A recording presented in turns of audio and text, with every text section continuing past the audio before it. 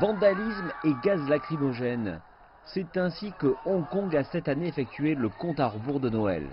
Les manifestants se sont rassemblés dans des centres commerciaux bondés de Tsim Sha Tsui et de Mong Kok tôt dans la soirée pour immédiatement noyer l'ambiance de Noël. Le chef de la police de Hong Kong a rencontré certains des officiers en poste à Tsim Sha Tsui avant d'appeler les manifestants à cesser de troubler l'ordre public. Les manifestants vêtus de noir ne devraient pas sortir ni amener de destruction.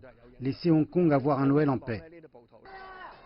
Mais à l'évidence, ils n'écoutaient pas. Les manifestants se sont réunis illégalement lors d'un rassemblement précédemment autorisé par les autorités, puis par la suite annulé par les organisateurs.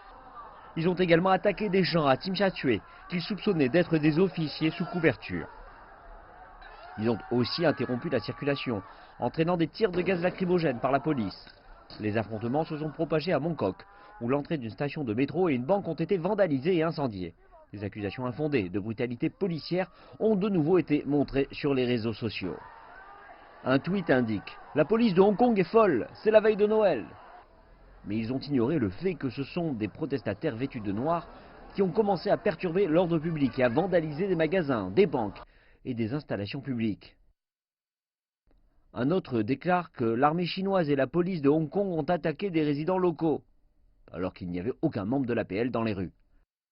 Dans le même temps, les manifestations ont aussi eu des conséquences sur le secteur de l'alimentaire et des boissons dans la ville. D'ordinaire l'une des saisons les plus chargées de l'année, moins de la moitié des tables étaient réservées à Lam Kwai Fong, un lieu de vie sociale très prisé. En comparaison avec Noël dernier, je dois dire que c'est très mauvais cette année. Notre chiffre d'affaires a diminué d'environ 50%. Ici, c'est Causeway Bay, donc cela devrait être plein de visiteurs. Mais ces derniers jours, il n'y a pas beaucoup de clients.